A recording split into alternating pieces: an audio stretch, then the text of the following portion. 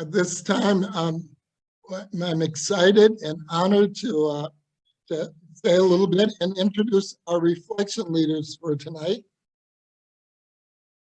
Pastor Paul Slack is currently a social justice advocate for Lutheran Social Services of Minnesota. He previously served as president of Isaiah, a coalition of faith communities and community-based constituencies fighting for racial and economic justice in Minnesota. And as a pastor to New Creation Church in North Minneapolis. You can find him volunteering in all kinds of corners of Minnesota, working toward equity, including as a board member of CLNE and on the Cultural and Ethnic Communities Leadership Council for the Minnesota Department of Human Services. Jodi is currently the commissioner of the Minnesota Department of Human Services, and she is the former president and CEO of Lutheran Social Services of Minnesota. She previously served as executive vice president and chief operating officer for LSS, and she spent 23 years in a variety of positions with Medtronic. She has volunteered in leadership capacities for a variety of other organizations, including Augsburg University, Lutheran Services in America, and ARRM, the statewide Association of Community-Based Service Providers for People with Disabilities. Paul and Jodi have worked together alongside each other for many years, accompanying one another in commitments of community transformation and justice work. They came together with other faith and neighborhood leaders after the death of Philando Castile, convening monthly ecumenical and intentionally multicultural community prayers to end violence in our world, our communities, and in our homes. This initiative was called Come Together. Their work continues, and their stories provide plenty of inspiration and challenge. And we look forward to hearing some of that story and some of the challenge this evening. Thank you, Paul and Jodi. And the other thing I want to say I'm really excited about, Paul and Jodi have agreed that next month they will be our reflection leaders again. Jodi and Paul, welcome. Thank you. Thank you, Pastor Kelly Chatman and CLNE for inviting us to share with you all this evening. Thanks for everybody for joining us in this call. I'm going to give a little sketch of my history of this work, as will Jodi, and we'll try to do our best to do a bit of conversation in that as well. So my first thought of racial justice happened when I was a kid growing up in Arkansas, wondering how Black and white Christians who worship the same God could allow the level of divisiveness and inequality and racial violence that I was seeing on a regular basis. And so I started wondering about this stuff and thinking about it as a little kid. And then as a young clergy person in California, after I'd moved away from there, I helped launch an outreach that built relationships across race and heard stories from people who were homeless, small business people, community leaders, and families who were living in the neighborhood of the church where I worshiped at. As a little older clergy person, I participated in a multi-faith conversation specifically about race in the east part of our nation. And over several months, going across several states, Rhode Island, Connecticut, Massachusetts, we talked across faith designations and across race to think about how could we talk more meaningful about what we should do as faith leaders and people of faith about this race question. After I'd come to Minnesota, I joined an organization called Isaiah. At Isaiah, I learned organizing tools and then used those tools to bring together a multiracial, multi-regional group of folks to have a conversation, again, specifically about race. That led into not just the small group conversation, but it also led into a multi-organizational initiative that brought people together who were similarly aligned to really, for the first time that I am aware, to have a conversation from people from different organizations, different sectors, to see really what does it mean to have this conversation, and actually to look beyond just intent, to look at better outcomes that form through many people from many different places. You might be interested to know that Isaiah claimed a scripture as his theme from Isaiah 58, and it reads as follows: "And your ancient ruins shall be rebuilt. You shall raise up foundations of many generations. You shall be called repairer of the breach, the restorer of streets to dwell in." Even without quoting that scripture or thinking about that, that is the work that I was trying to do then. It is the work that I continue to try to do because at the heart of racial justice and racial equity work, I think, is the intent and meaning of that passage and what it truly calls all people of faith to.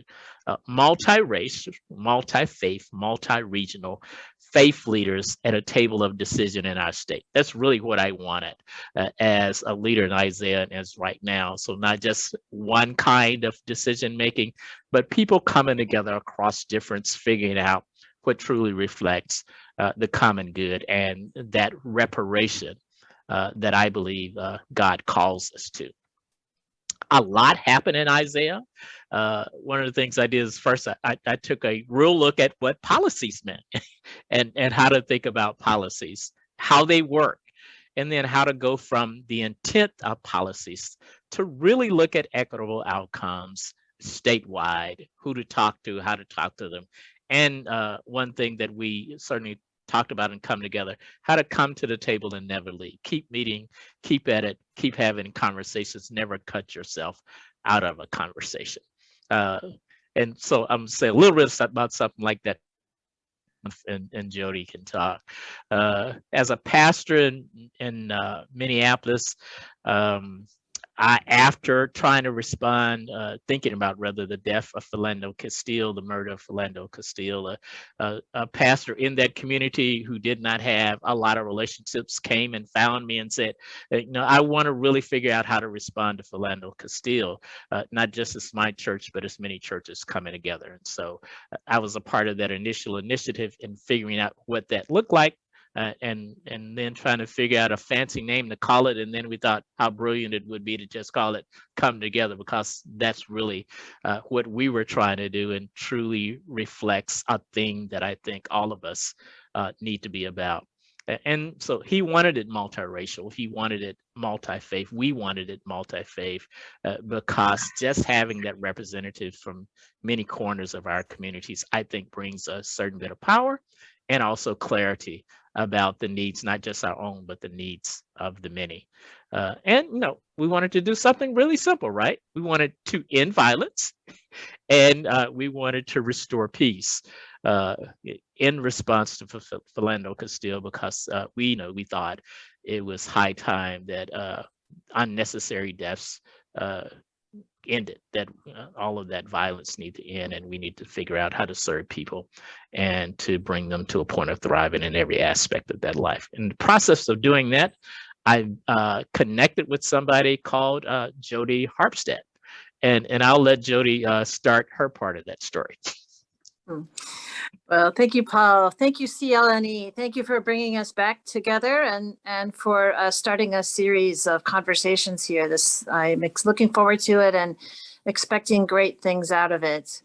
And good to be with you, Paul. I have to tell you that Isaiah 58 is still open on my desk, which is now my dining room table, and still guides me every day. So thank you for bringing that up. My racial journey began in my hometown, which is a small town south of Chicago, which was 100% white when I lived there and grew up there. By the time I got to high school, our town was beginning to become integrated because of new housing policies, busing policies that were going on in the 60s and 70s back then.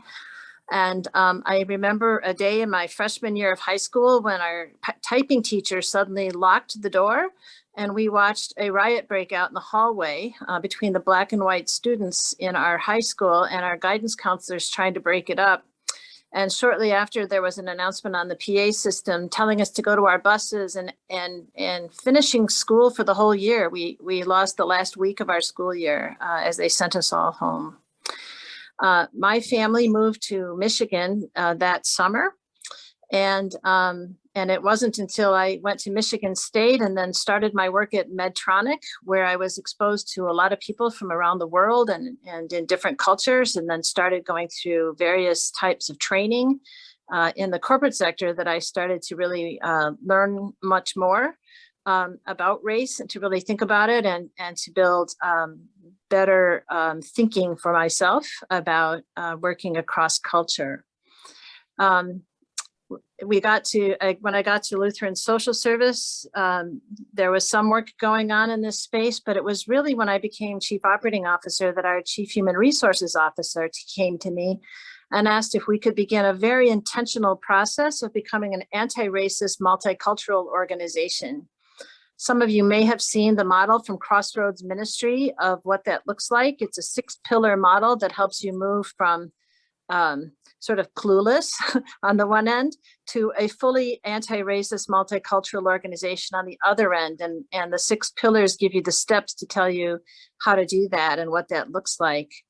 And so we started that work. We did a lot of training. We were making it up as we go along, thinking about how to get there. We dealt with resistance. We dealt with acceptance. We dealt with setbacks and uncomfortable conversations, and kept pushing forward. And in the middle of those years, we did that for about, I would say 10 years while I was at LSS.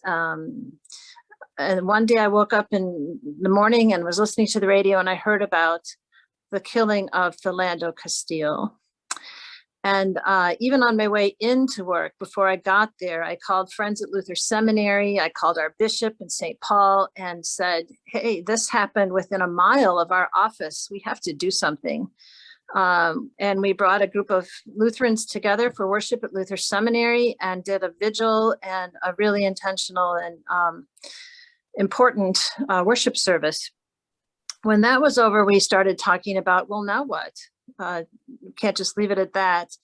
And we started talking about a series of gatherings, of worship gatherings that we could do together, perhaps on a monthly basis, to continue to discuss what we had learned from that event, and to continue to try to heal our community.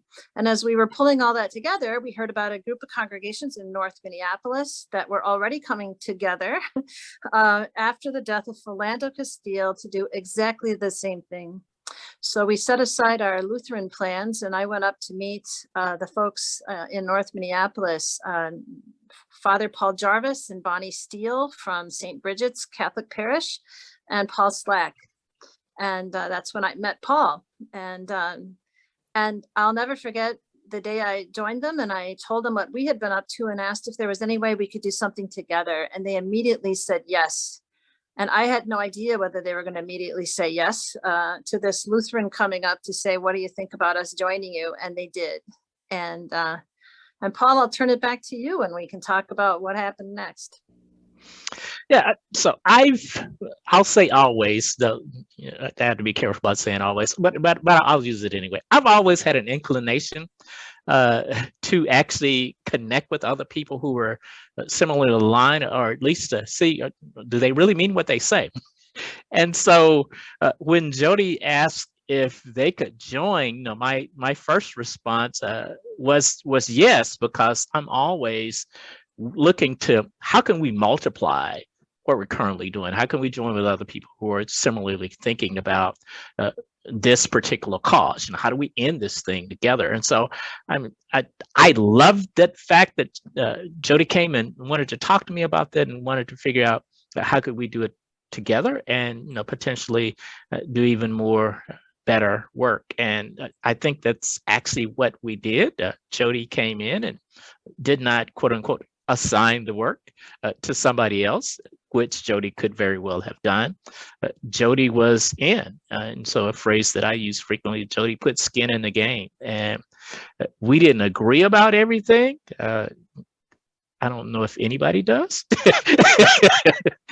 But we were willing to have those meaty, healthy conversations to figure out, what do we share? How can we help each other grow? How can we help the communities that we're having these conversations in hear each other? And then as a result of hearing things perhaps that we've never heard before, and we heard a lot of things that we'd not heard before, and use that to really spur our growth and also spur our commitment to yes, end violence, but also yes, to truly come together across faith and figure out what a progressive future look like as faith leaders, and as we try to spread a little health and peace, around the communities in which we're connected to.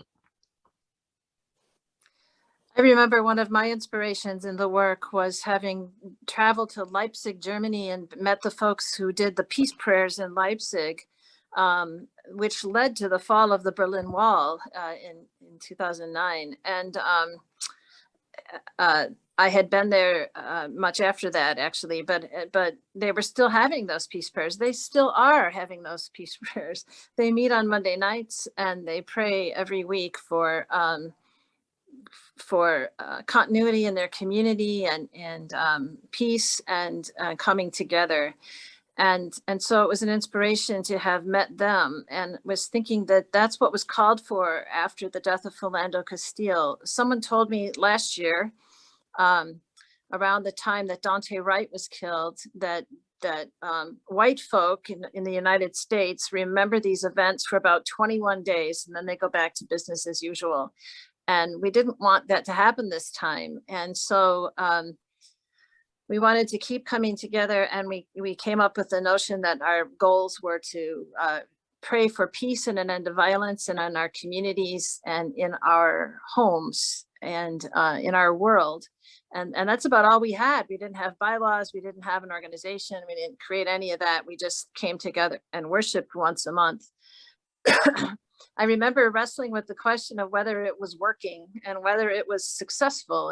And there were times when, the 50 people who often came together on a Sunday afternoon once a month didn't turn into 100 and 200 and 500. We were wondered if it was useful, if it was successful. And then we talked about how we were using sort of American values to decide that success meant a lot of people. And then we would remember our friends in Leipzig who would gather when it was sometimes 2 or 3, and sometimes 10, and sometimes 100. And one day, 70,000 that spilled into the streets with candles and caused the fall of the Berlin Wall. And so we just kept going and kept meeting. We would call on different pastors that we knew to see if they would be willing to host in different congregations. We tried to go to Black congregations at least as often as white congregations, so that people could get to know each other, get to know each other's different worship styles. And I remember, Paul, I think it was you who added to the formula that we would not only worship together, but there would be a conversation in the middle of worship, that we would take a break in the middle of worship and ask a key question for the day and just turn to our neighbors and talk. And so it was also a dialogue and a way for people to build relationship. We were chatting here a little bit before the event started tonight, and we were explaining to our hosts here that after a while, we kind of had a traveling congregation of 50 people or so who had come together once a month. And there were some times when we were worried that it hadn't turned into 200 to 500. But then we realized a congregation of 50 is about par for the course these days.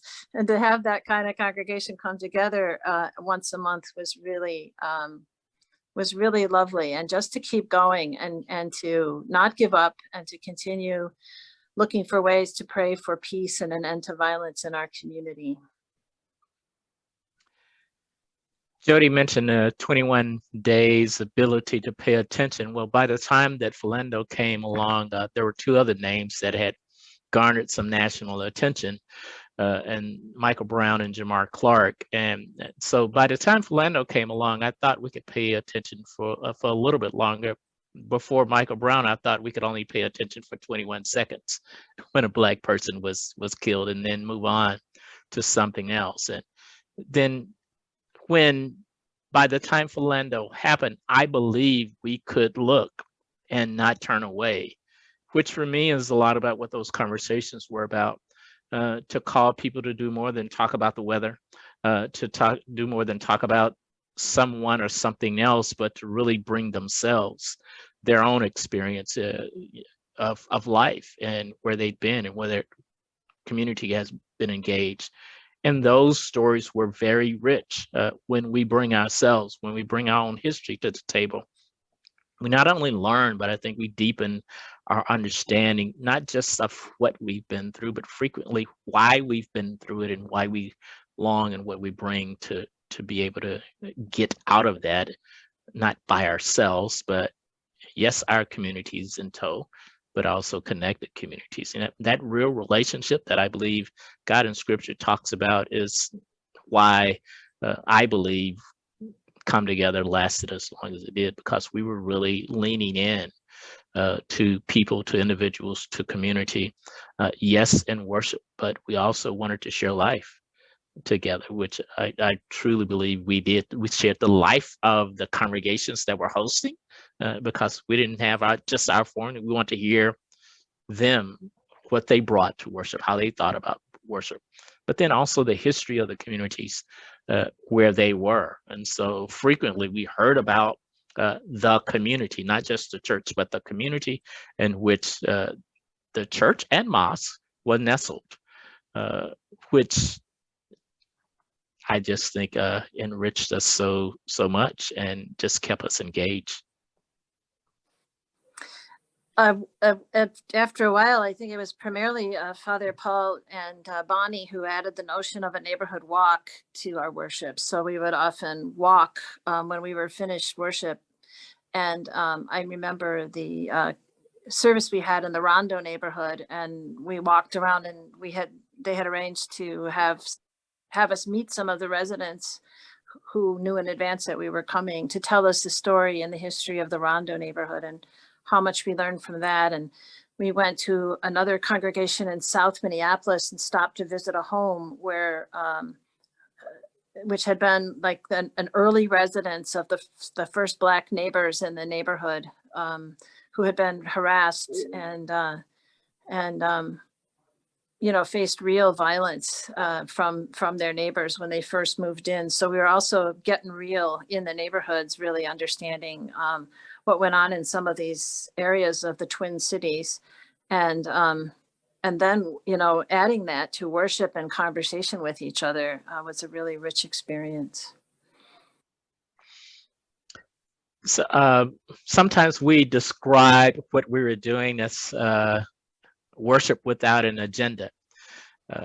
I push back on that a little bit, because I think we had very deep agendas. Part of that was prayer. Prayer is absolutely agenda, particularly when we talk about folks of faith, and actually coming together to honestly pray, to deepen our commitment with God and each other about what it is that we want. Yes, we want peace and an end to violence in all of our communities. And we started thinking about that beyond just someone being murdered, but also all forms of violence that are encountered.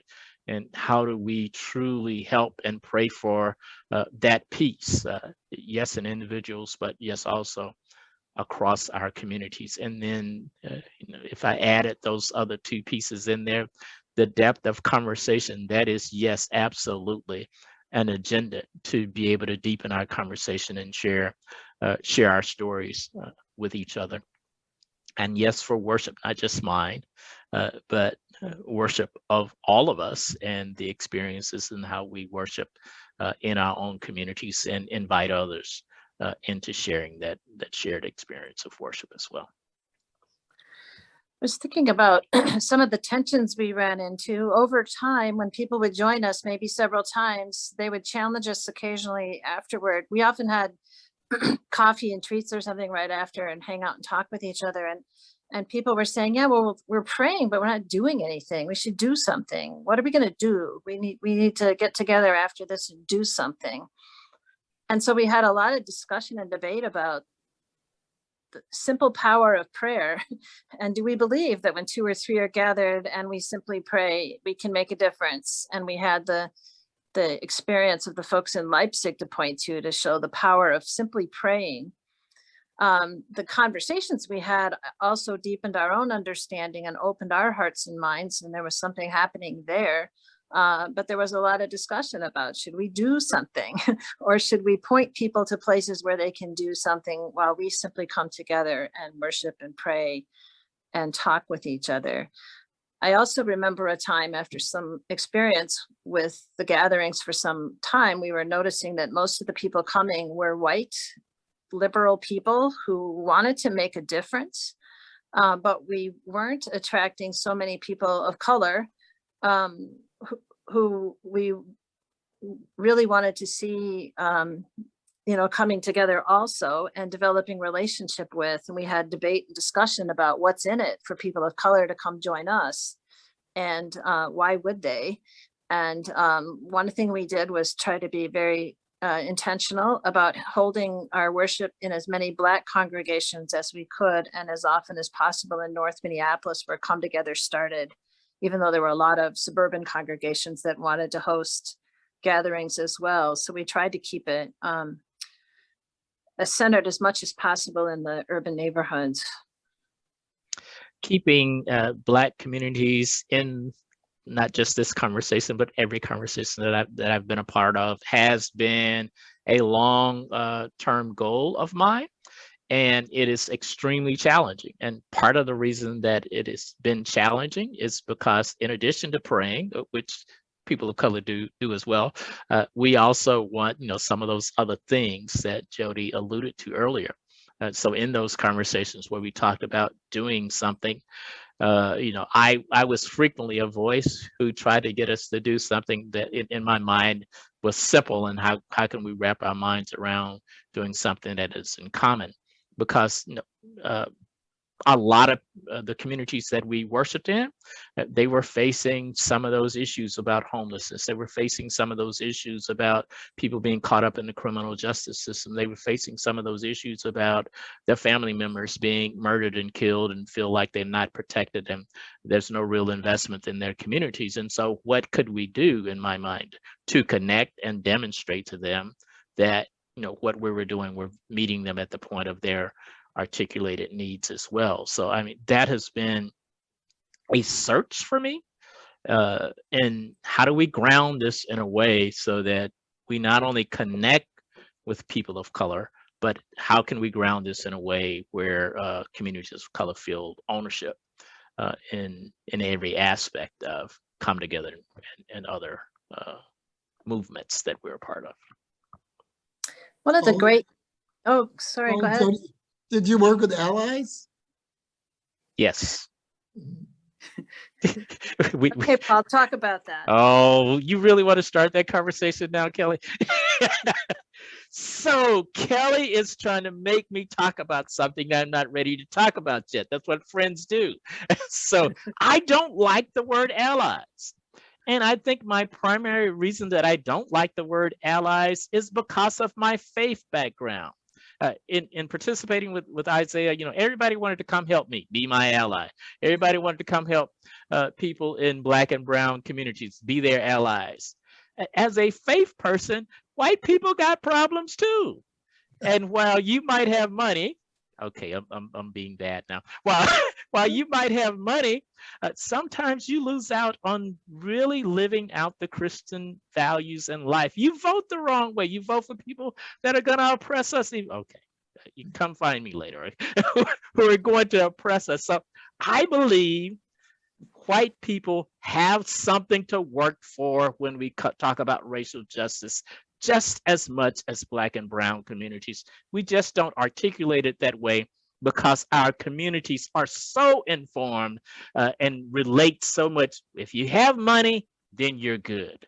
If you have possessions and if you're a decision maker in the community, then you don't need anything. And sometimes I think those people need more than others because they are missing sometimes from the kind of morality and living out truly the faith principles that we all need to live out. Okay, you can find me later. My phone number is 612. No, just Well, that was another gift of come together. Is in a planning meeting, somebody would say, let's talk about allies. And we would hear a talk from Paul Slack. And the next thing you know, we're all talking about the right language. And we would learn a lot that way as well.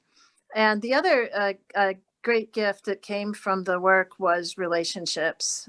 Paul and I are still connected and close friends and still working together. You may have heard in the introduction, he's on a committee that works with the Department of Human Services to help us bring equity to our work. And we continue to find ways to partner together in community. And many, many people who met in the Come Together gatherings are still connected in so many ways. I met Bishop Richard Howell at the Shiloh Temple as a result of Come Together, who's now on our advisory panel in our department. And so lots of great relationships formed as a result of coming together the way we did. So a comment in the chat, not every comment, but we whites need to be human. In addition to white people being human, the ability to see the humanity of others and not to declare your own privilege of being right and redefining what right means, whether in conversations, in community, in legislation, or anywhere else. We all have a lot to do to grow along, that spectrum, if you will. Nobody's perfect. But how can we deepen our sense of growing and not always look to how much power and how much money someone has to look at them as having something to offer? There are many more resources beyond one's finances and where one lives. And frankly, our narratives haven't helped us a whole lot to have that conversation because we have many harmful narratives, and sometimes we don't push back as faith leaders against those narratives that are anti-faith, not just anti-Christian, but anti-faith. So Paul and Jodi, we have 5 more minutes before we transition to breakouts. Okay, now you probably don't want me to come back now, right? Oh, you're just warming up. Yeah, but you have 5 more minutes. Okay. So Kelly, can we pull you into this conversation? You experienced Come Together with us several times. What thoughts are you having about it? I'm the host. Oh, Kelly. I really, I love that you mentioned relationship and the work that you've both done to be inclusive. So we talk about the container and how you brought in the container to be a more inclusive container. And wonder, can you say anything about, what about working with people where there's tension and or disagreement? I didn't hear the last part of what you said, but what about working with people where there's tension inside? I didn't hear the piece that fell off. You can either say it or I'll jump in. I'll jump in, tension or disagreement. Yeah, so I mean, Jodi and I, believe it or not, we have tension and disagreement at times. And there's sometimes that we can work that out, which was kind of, there's sometimes that we can work that out just between the two of us. But there are sometimes in context, because of where we are and what it means where we are, we have to trust each other to work it out in public. And the relationship is what allows us to do that. I'm certain, I haven't asked Jodi, but I'm certain that there have been times that she's been angry with me in the middle of working that out. But guess what? We overcame that because we have a relationship that can withstand, the anger, that can withstand the tension. And for me, the most important part of this work is having that kind of relationship where you trust each other enough to walk into that tension and trust each other enough where, even though it may not look like and feel like it at the time, you're going to care for, yes, the other individual, but also care for what that individual is connected to, as well as yourself and others that are around you. I remember one of our gatherings where someone did some testimony that really turned off a group of the people that had been coming to come together, and they left us after that. And we had to talk about that and decide what to do about it. And we spent a lot of time thinking about that. But I also had someone come up and tell me that because they had come to the gatherings for so many times, they had learned to listen to people who had very different opinions than themselves. And they could be with what that person said, didn't agree with it, but they weren't going to walk out and leave us because they had built some resilience around listening to other people and being with it, whether they agreed or not. And so I think this group of people committed to building relationship, being willing to have conversation with each other, and having common, I was going to say common faith. We had people of all different denominations, lots of different values, but generally Christian faith. And I think allowed people to grow in their ability to have uncomfortable conversations and challenge their own thinking, and to be able to hear someone talk who they really disagreed with, but not walk away. Yeah, I've encountered people, no matter what stripe, race, ethnicity that they came from, who has reflected many, many kind of values. And how do we talk to those people who have different values? Well, it's not hard for me because sometimes I disagree with myself. So that's that's the reality. So, and I'm aware of that.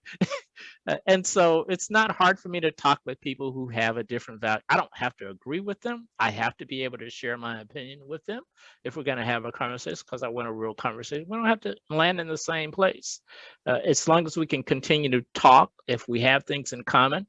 As a friend told me a long time ago, well, that's just some things that we won't be able to work together on. There's a whole host of other things that we can, but on that particular issue, we can't. And that's really, I think that's how we need to think about everybody that we're in conversation with, because in all likelihood, you're going to disagree with another person about something, then you can determine whether that's something that truly matters to you and your values or not. But in come together in every aspect of this work, I've encountered people and groups who differed with my theology, with the application of my theology, with what I thought about what belonged in public and what should be held in common only in terms of faith is concerned. And what I've leaned on in every time was both the relationship and the ability to talk about, for all of us to share really where our values centered and what we wanted to do about it. Wonderful. Thank you. Jodi, do you want to say something as we transition? Just a quick, in my current setting, we've had a lot of conversations recently about how Minnesota Nice has kept us from talking to each other and having uncomfortable conversation and pressing through it and moving on. And one of the reasons for the appalling disparities we find in a state that we would like to be very proud of is Minnesota Nice and our avoidance of the uncomfortable conversation. Hear, hear. Well, thank you for this conversation. It's just been wonderful. And we're going to transition now into breakouts. Hopefully, if you can stick around longer after the breakouts, there may be questions that our participants would want to ask of you. And our breakouts may be a little larger than we planned. Our turnout has been wonderfully larger than we had anticipated. And so for our breakouts, just as some guidance, to introduce yourself in the breakout, that each person will have 3 to 5 minutes, and make sure that you introduce yourself, go around and do your initial reflection, and then to ensure that everybody has a chance to share their voice, that the conversation will be open. Focus on listening, speak from I statement, speak from your own experience, your own thought, hear from each person in the group, and brave conversation. I trust that that there's a richness that you share and each person shares, and embrace that.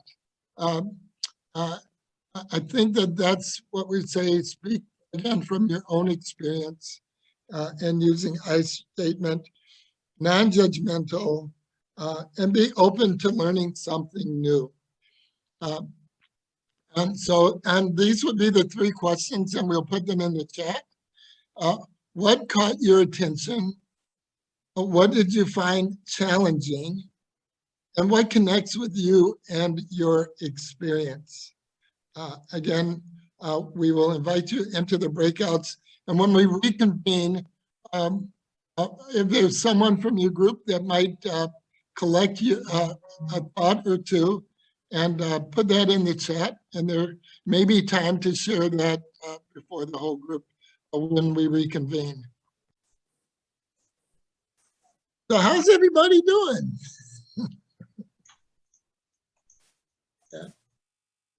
Yeah. Also, while you're waiting, if there's something that really struck you, put it in the chat so we can carry that while you're transitioning to the breakout. We can capture some of those really wonderful thoughts that you're wrestling with.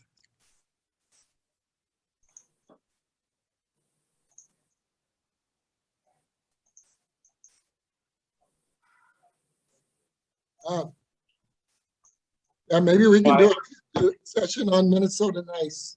Yeah. Mm-hmm. I'm not sure actually what's going on. The rooms are not opening, and I don't know why, and I apologize for this. Well, so I think a Q&A is good. Yeah. It'd be a great way to spend some time. so this would be a great time. Paul and Jodi, are you willing to respond to questions and comments in the chat? Sure. Okay. So let's see. Someone did not grow up in Minnesota for a while. I just thought people were really, really nice. Good question. I agree that Lana Kelly, Dan, why don't you help with some of these questions because they keep moving. Allied terminology, appreciate your thoughts with the term Paul. I'm hearing that is a term of privilege. There we go. So there's a question about prayer. It says, I was struck by the idea that prayer can be the agenda for coming together. Clearly things happen between and among people when they try to pray together. Did you ever find that to be the case? Things happening amongst people as you came together to pray. Well, we've talked about relationship, and there are a lot of people who developed friendships that stuck for a long time and have continued since. And then I think the combination of prayer and conversation was what also caused a lot of that. I'm not sure what things happening is referring to, what somebody might be thinking could happen. There were times during the conversation because not always, but we had several conversation groups and some of them followed prayer. And in those conversations, some of the questions connected with what was prayed about as well as what was what the reflection was, etc. And so sometimes if you want to talk about things, people were inspired to be more specific in their conversation, either connected with their life, connected with what the reflection was about, what the conversation was about, and what the prayer was about. I remember something that happened during prayer when we went on our neighborhood walks. We sometimes stopped and prayed on a corner in a circle, and people would come up and join us. Yep. Who were just walking down the street. We had a couple of young people come up one time and join the circle, and just other people who would come and see us there and step right in and join us, which was pretty amazing to see. That happened with some frequency, which means that we had to be a bit welcoming when people we did not know wanted to come in and join in prayer with us.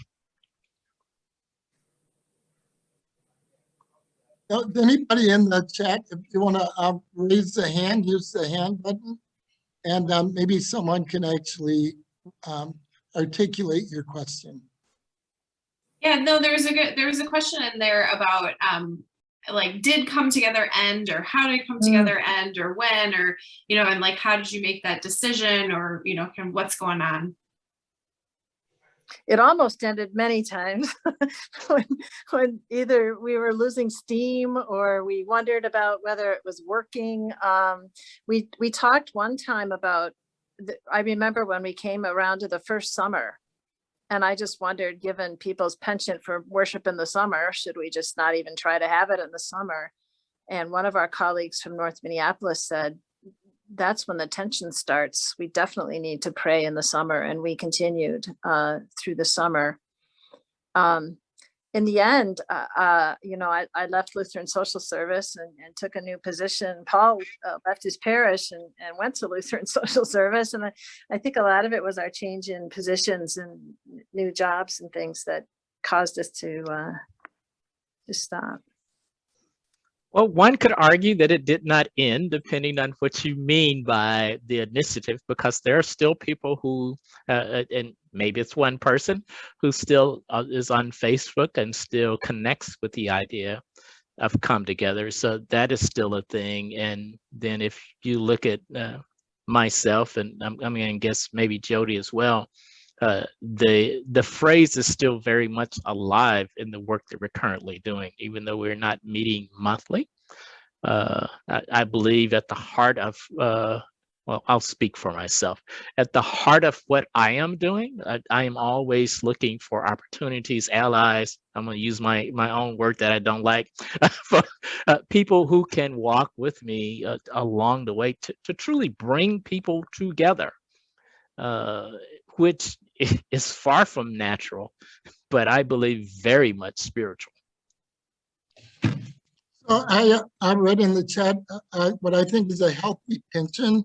But a couple of people are talking about prayer, and there's some tension about what prayer means to different people. Yep. In terms of the form. Would you speak to that? Sure, I'll jump in because I haven't thought about it long enough to tell myself not to jump in. So I believe prayer is truly a conversation with God. Now, if we apply that to come together, then it's more than just my conversation with God, but it's our conversation with God, that we need to find out how to collectively own that prayer. And so while some people over many experiences that I've had say you can't talk about prayer because prayer is just that, prayer, I believe we have to, if we're thinking about corporate relationship. And if it's a conversation with God, it's both what humans say, what are we thinking about prayer and how are we praying, but also what God says. And how do we find the collective imagination together of what we are thinking God is saying back to us? And then, so my other aspect is, what then are our marching orders that we collectively agree about God has responded to us? And so that is an exercise, and it is also a discipline, which can be very hard, but I believe also necessary for corporate faith. And I thought it necessary for come together. And we I think dabbled around the edges of that a bit, but my thought is, and I've dabbled with that in other, with Isaiah and other places as well. I think that's something that the church needs to become more serious about. How do I not just get to say what God is saying to me, but how can we listen collectively? And really bring all of our imaginations together to hear what God is saying, and then to respond to that common definition of what has been spoken to us by the divine. If I could just read something from the chat. Someone named Anissa has said, I reflected on my own whiteness and my urgency to do something, and realized the more I'm doing something, the less time and space I have for self-awareness and my own complicity in the problems I'm working so hard to fix. And we're studying the concept of white supremacy right now where I work. And one of the kind of dominant culture tendencies is to do something, right? And have strategies, tactics, and get going on a plan, and instead of just being with. And so I think Come Together was a beautiful place to stop and just be with each other, be with God, be with your own thoughts, face into our complicity in racism, and give that some thought. And then you could go back on Monday to whatever you do and do things. But let's not spend every minute of our time together planning something and taking action. One of my greatest frustrations during following the murder of George Floyd was lots of white people wanting to do something, but not having enough patience to figure out what the doing would mean in the community. We've often thought about change. We're going to see change, but change can go either way. Change can either be change for the better, but change can also be change for the worse. When we don't have the patience to listen, again, collectively with others, to understand impact and just act, some of our actions can be more harmful than good. Someone else in the chat named Ann mentions Healing Our City and says we were a prayer group there too. And what a gift Healing Our City was to me during civil unrest, to stop in the morning and just be with other people.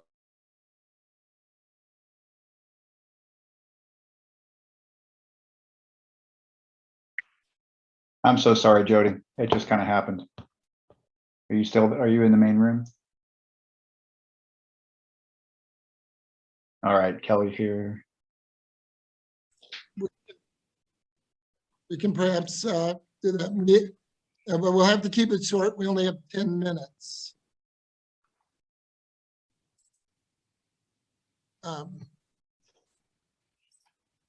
So share your recording in the chat, or if someone is interested and willing to share a reflection, a highlight from your group conversation. Yeah, we've got a few people with hands raised. So Ruth and Craig and Arnie all have their hands raised. Maybe if we go in that order, Ruth first and then Craig and then Arnie.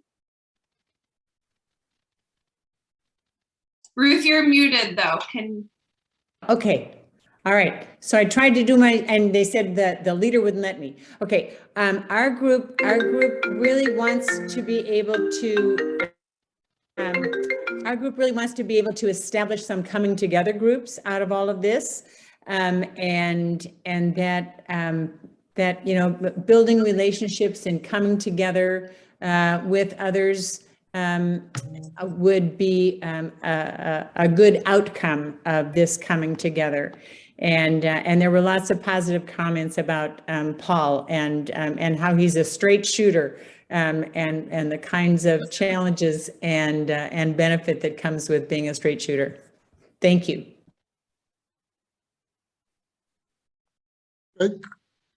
Craig, you're mute, Craig. Here, I'll.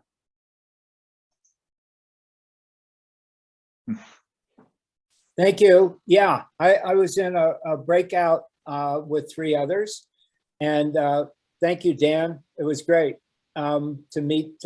So one of us was a pastor, and 2 women, all from suburbs and St. Paul. And what I shared was years ago, I remember being with a group of young Black men, and they said to me, I don't want to have this conversation with you.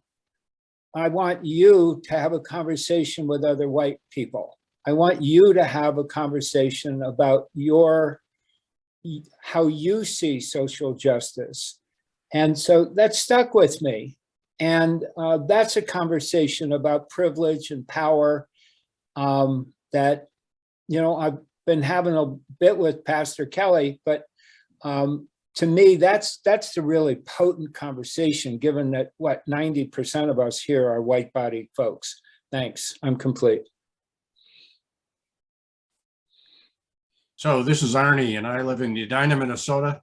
I grew up in the housing projects in Minneapolis. And I just am having one of those experiences living here of take action. Meet people, seek out people, especially those of different colors, people of different backgrounds, people who don't look like me. Welcome them into this community and do something. Somebody wanted me to join a book club and talk about race and equity and so on. And I said, tell me what we're going to do. I don't want to read another book. I want to do something in my community. That's what I'm here about. And it's what I like about this program, because I go out energized and wanting to do something and connect with people and make a difference in these. It's all about relationships. It's our relationship with other people. Thank you. Thank you. I'll read a couple of the chats, and I don't see any other raised hands right now. Our community used to say learning of needs, the only thing we can do is pray. Now we say the best we can do is pray and listen for guidance for action. Another was our reflection leaders tonight are impulsive. Oh, sorry, different one. So I just saw another hand up. Darcy. Oh, I think Cynthia's unmuted right now, and then Darcy. Okay. Yeah, I've had lots of Black friends in my life when I lived in Chicago, and here I have fewer, but I have a couple of close ones. And one of them says, so we were concerned about not having people of color in the group. And I said, you know what? My friends say, you work it out and think about it and begin to think about it on your own, and then come back and talk to me. So one of the questions I asked is to say, okay, Sandra, so this is what I'm thinking about now. What do you think about what I'm thinking about? And she reflects with me and she can be honest. I also think that the other thing, as a white person who's a doer, and I really, really appreciate the need to do, is that the hardest thing for us to do is to sit back and wait and find an answer, hear an answer. So the idea that the trusting in the mystery of the Spirit and not the results is really, really hard for us who go out and do things and get things done. And sometimes we're doing the wrong things because we're so into the doing and not into the listening and waiting and asking. Thank you. Darcy. I guess I just wanted to make the comment that I definitely needed more time with the awesome group that I was in. So if you can ever figure it out so we can be together again, that would be good, because we're chatting back and forth and sharing emails, and I truly appreciate that. And thank you for the commitment of getting together. And I am willing to do a whole lot of listening, but the opportunity to be together is the most important thing for me. And I have a feeling for a lot of other people. So let's keep doing it. Well, thank you. Pat. Our group spent most of our time getting to know each other a little bit, as much as we could, and sharing some ideas. We would like for Paul someday to tell us what term descriptor would be preferred to ally.